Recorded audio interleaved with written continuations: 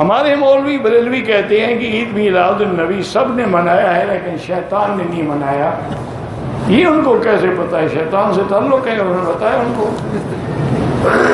کیونکہ میں نے نہیں منایا, برادری ہے, تعلق ہے. انا للہ. دیکھو میرا بھائی, ساری دنیا میں اس وقت کفر زیادہ ہے, پھر کفر حق ہو گیا. مسلمان تو پوری دنیا میں صرف 1.36 کروڑ ہے, باقی سب کافر ہیں. تو اگر ساری دنیا بھی کوئی غلطی کرے وہ دین نہیں بن سکتا جب تک قرآن حدیث نہ ہو.